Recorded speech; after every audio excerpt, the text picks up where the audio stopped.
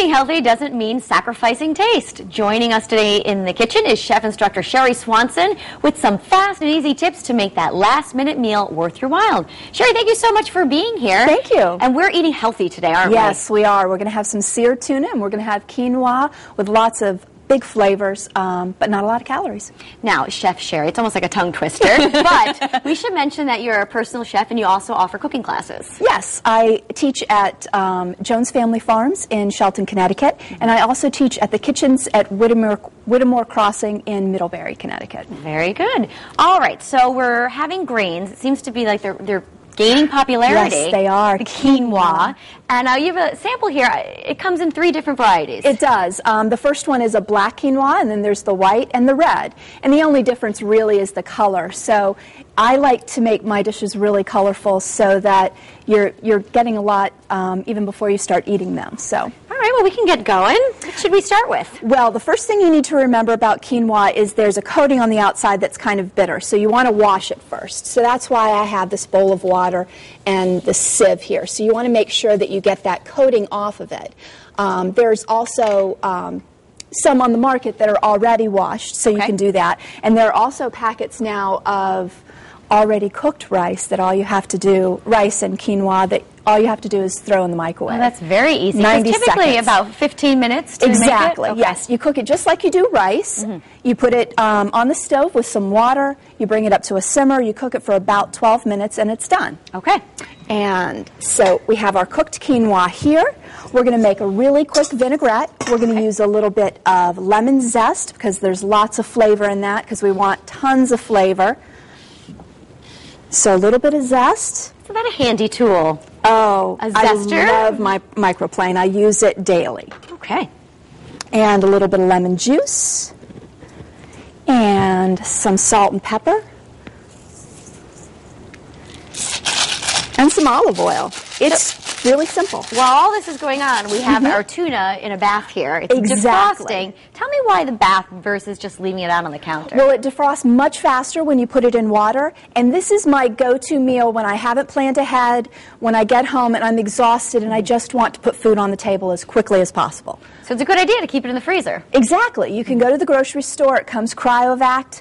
Get it already still frozen, bring it home, throw it in your freezer, and then when you need a really quick meal, you pull it out, put it in some cool water, and in about 10 minutes or so, it's defrosted. All right. So I'm going to finish our vinaigrette, put some nice olive oil in here, and that's it. Lemon juice, lemon zest, olive oil, salt, and pepper. Couldn't be easier. Piece of cake. Now, we take our cooked quinoa, and we'll put it in with our vinaigrette. And you'll see there's these little white pieces. Oh, let me guess. Does that mean that it's done? That means it's done. Oh, okay. That's the germ. And once it opens up, then you know your quinoa is That's a good indication. done. So now we're going to add a little bit of avocado, which is delicious. That's not always in my pantry, but sometimes it is. Dried cranberries, always in my pantry. Dried a little bit of sweetness. Exactly, and beautiful color. And some almonds, nice little crunch and nuttiness. Can I put these in here? This is the last bit? And some scallion. And you're going to mix this all together? Yep, you mix it all together, and this by itself is great for all those vegetarians in your family, or it can be the base for your tuna. So here's my quick and easy tuna. All right. I'm going to turn my pan on. This is a sushi grade tuna. So it's going to be quick. Exactly. Okay. So we're just going to sear the outside. And it's still going to be pink in the middle. Exactly. Okay.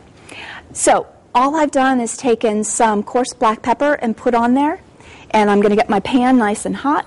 With a little bit of olive oil in there? I have a little bit of canola oil. Okay. You can use peanut oil because you want a high cooking temp. Okay. And as soon as that's nice and hot, I'll sear it for about 3 minutes on both sides. All right. If you like it cooked more, you can slide it in the oven and finish cooking it in there. And then I'm going to make a really easy sauce. Okay, that sounds terrific. And how will we put it? What's the finished product going to look like? You'll have this as a bed? You have a bed of the quinoa with all of your vegetables, and then on top of that we'll have the seared tuna. I've got a combination of soy sauce and sherry in here. I'm going to make a glaze, so I'm going to cook it down after the tuna's cooked, and put a little bit of ginger in there. And so I'll slice the tuna and put it on top. And now tell me, how healthy is this? Oh, it's great. It's very healthy because you've got all the protein and tons of minerals in the quinoa. Avocado has great fats in it for you, the good kinds of fats, and you get tons of antioxidants from the cranberries. Okay. So you've got everything you need in a meal. My favorite part of this is after the tuna is cooked, you have your hot meal. Oh, then you can have a salad the next day, and right? And then the next day you mix it all up and you have a salad. Well, that's great. Let's talk a little bit, Sherry, about your cooking classes and your personal chef service. Now, would you go to a client's home and prepare, or do you? Yes, that's what I would do. I would work with them to find out what their goals were, what kinds of foods they wanted to eat, if they were looking to eat healthier or try to encourage their children to eat better. I would come up with a list of things that they would love to love to eat, and go from there. And I would come into their home, do all the grocery shopping, all the cooking, all the cleaning. What a service! That's fantastic. That's great. Let's talk a little bit about the tuna. It's one of the fish that's really not so fishy tasting. Right. Right? It's very steaky. So if you're trying to get your family to eat more fish, but they're really meat eaters, it's a really good one to start with. Okay. So, and all the fish and seafood are really fast cooking, so it's great to have on hand when you're starving. Exactly, you need food right away. So this is easy and healthy. Is easy and healthy. So we got a nice sear on that side. We'll flip it over to the other. All right, we have about a minute left, so that's going to cook. Okay, so we'll continue to cook it on this side and get it nice and brown, and when that's done, we'll pour in our sherry and soy. Let it cook what a nice down. aroma. A little bit of ginger.